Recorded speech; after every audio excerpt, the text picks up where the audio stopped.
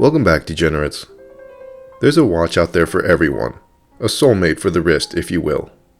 A watch, or even a style of watch, that just resonates with your tastes at a microscopic level. For me, that style is monochrome steel. The OG degenerate crew knows this already, but if you're new to the channel, then you just gotta understand that steel reigns supreme. The watch that started this uncontrollable spiraling addiction of metal was the Tudor Black Bay 79730. The second I seen it, it was as if I'd been hit by a bus. I didn't know a watch could look that good. Like that one stripper at the club that just makes you reevaluate your life decisions, I was willing to do anything and everything to get my hands on it. 5 years later, and the Black Bay steel remains firmly affixed to my collection. I won't say I've learned anything valuable from it, unless we're calling mindless consumerism as a valuable skill, but I will say that I've learned some things, and that's what today's episode is about. This isn't a review. Consider it more like a discussion of the long-term side effects of degenerate watch addiction.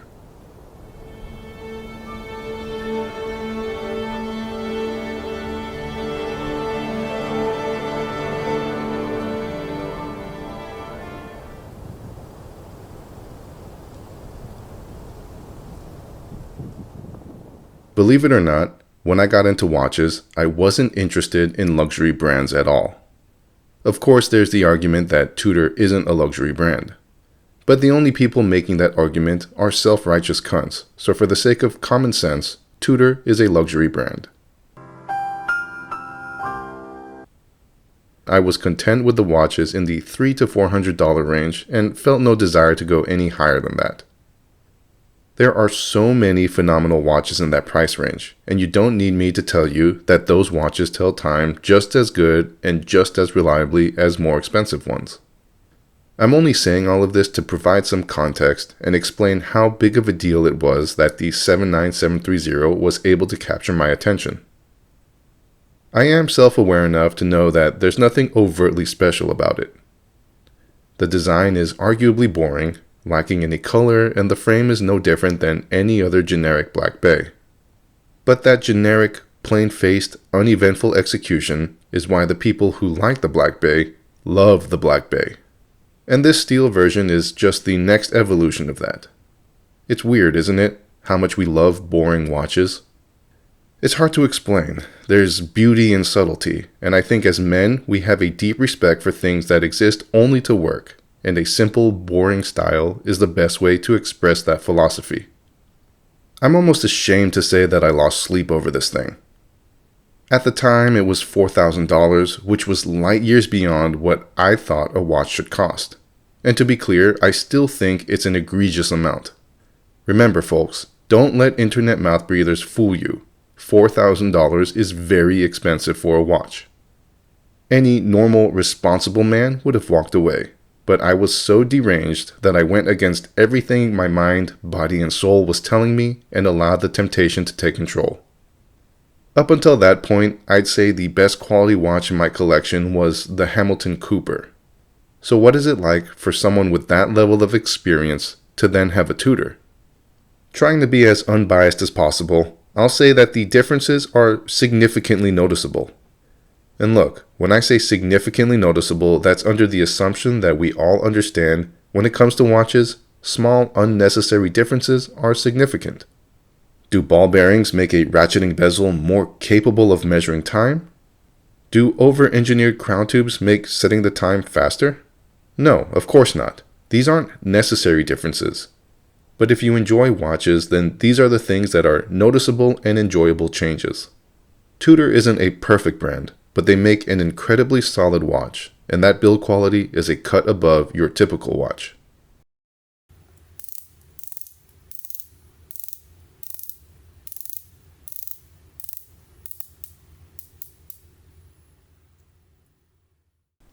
Like I mentioned earlier, the bezel and crown action were the first things that I immediately noticed. As far as industry standards go, there is no better. I can't speak for every single piece off the production line, and I'm sure if you look up poor QC, confirmation bias will only tell you what you want to hear. But for mine, and this is the second 79730 I've purchased, there is no getting better from here. They're rock solid and buttery smooth. Usually you get one or the other, but never both. Here you get both. We'll just wait just a second. Let's rewind real quick. Well, Mr. Degenerate, you said this is your second 79730? What's going on?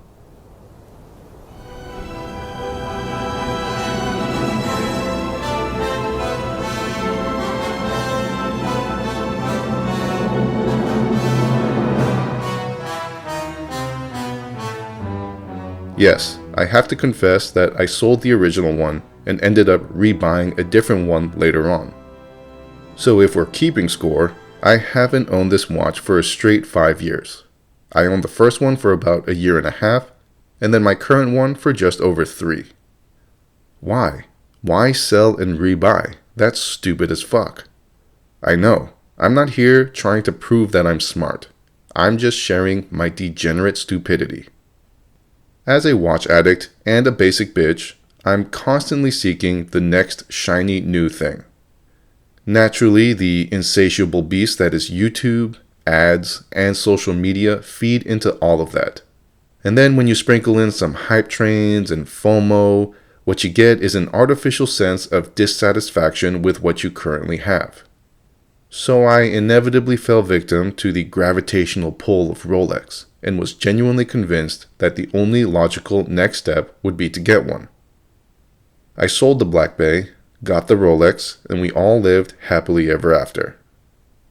No, we did not. Owning a Rolex did not make me happier. It didn't upgrade or improve my collection, nor did it make it stand out at all. If anything, it made it less special, less unique, and made it easier to blend in with any of the other 1,000,001 collections on the internet. And that's not to say the Rolex experience isn't an enjoyable one. It is. Haters hate it because deep down they want to be a part of it. They're like the incel losers that murder their high school crush because they know they'll never get with her. But if having a truly unique collection is what you're after, then Rolex isn't going to get you there. At least not from the usual models that perpetuate modern-day flex culture. For me, the 79730 Black Bay stood out. And when I got rid of it, instead of feeling the joy of Rolex ownership, I was left with only a sense of longing for a better watch. I shouldn't be so easily swayed by collective groupthink and social media, but what are you going to do? It can have a dangerously powerful influence, and if you're not paying attention, it's very easy to start marching to the beat of the popular drum. Don't get it twisted. I'm not saying the Rolex was a bad watch. It's a great watch.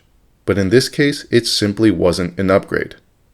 I went from having a Kosk brick shithouse that nobody had to a Kosk decorative piece of jewelry that cost twice as much and was literally on every other wrist in the community.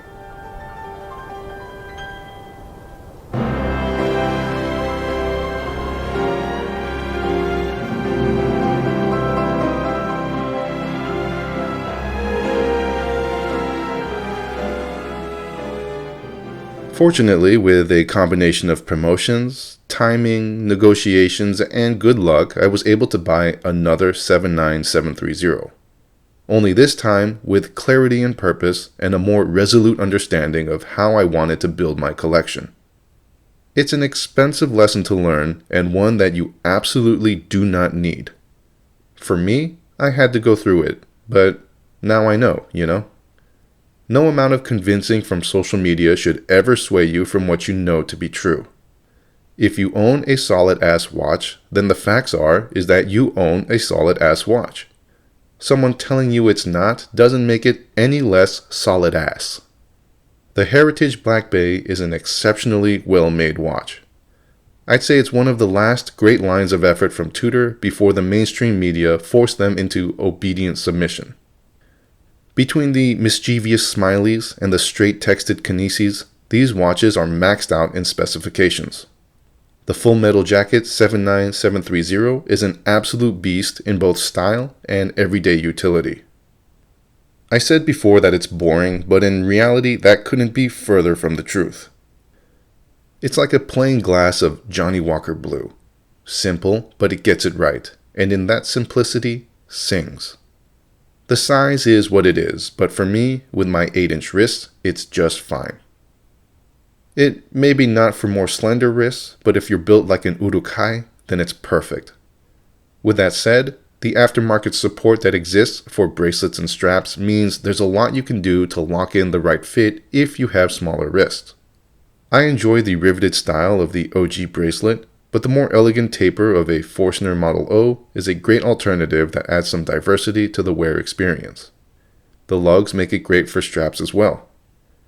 Being able to dress up or down the Black Bay adds a depth to the ownership that you simply cannot get from Rolex. I'm not trying to make this a comparison video, but it has to be mentioned that you lose so much when you pay more in the Wilsdorf family.